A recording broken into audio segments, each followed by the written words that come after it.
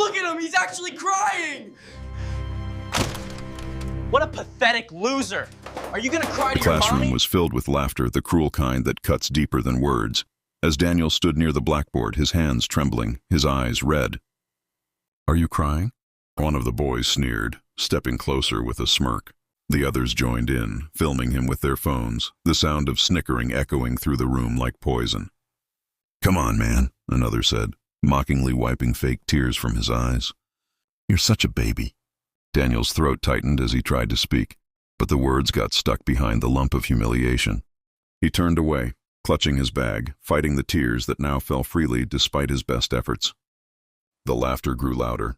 What no one knew was that behind those tears was a story that would soon bring every one of them to their knees.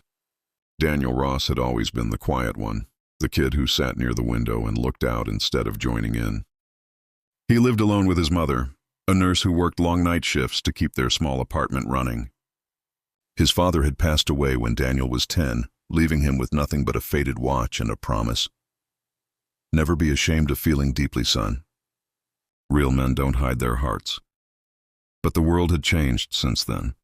In high school, emotions were seen as weakness. People laughed at kindness, mocked sensitivity, and worshipped arrogance. Still, Daniel believed in staying true to himself. He was polite, always helped teachers carry boxes, and even stayed late tutoring kids who struggled. But that only made him more of a target. The environment at Lincoln High was a social jungle, loud, competitive, and cruel. The popular group ruled every hallway: Mark, Jason, and Tyler, the trio who could make or break anyone's reputation with a single joke. They had money, charm, and confidence that made teachers overlook their behavior. Everyone either feared them or followed them. Everyone except Daniel. He didn't laugh at their jokes or play along with their bullying. That's what made him stand out. "He's too serious," they'd say. "He acts like he's better than us." And so the teasing began, small at first, then vicious. It built up to that day in class when Daniel's grief and exhaustion finally broke through his silence. The breaking point came fast. As he turned to leave, Jason grabbed his shoulder. "Where are you going, crybaby? Gonna run home to mommy?" The room erupted with laughter again. Daniel's cracked voice whispered, "You don't know what you're talking about." Jason stepped closer. "Oh, I think I do. Everyone knows your mom can't even pay her bills." That hit hard. Daniel froze, his knuckles white, his heart pounding in his chest. "Don't talk about her," he said softly, his voice trembling. Jason laughed louder. "What's she gonna do? Cry too?" The sound of laughter filled the air again, until the door opened. The room fell silent as a man in uniform stepped inside. Broad shoulders, calm eyes, and a presence that silenced every whisper. It was Officer James Ross, Daniel's uncle. The students stared as he walked straight to the front. "Who's Jason Miller?" he asked, his voice steady but sharp enough to slice the tension. Jason hesitated, glancing around. Me, sir." The officer stepped closer. "Good. You'll come with me." Jason's smirk faltered. "What? Why?" "For harassment. The school filed a report after a teacher reviewed what you and your friends posted online." Gasps spread across the room. "We were just joking," Jason stammered. "It's not a joke when someone's crying because of you," Officer Ross said coldly. "And it's not a joke when the entire world sees it." Jason's face went pale. "The world?" The officer held up a tablet showing their video, uploaded viral with thousands of comments condemning them. "You humiliated someone, and now the world is watching you face the consequences." Jason's voice cracked. "I didn't mean... You meant every laugh..." Daniel's uncle interrupted.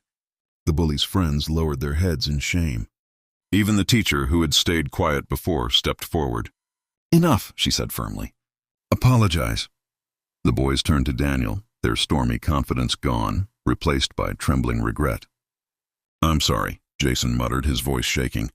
Daniel didn't say anything for a moment. Then softly, "I forgive you." The words hit harder than anger ever could.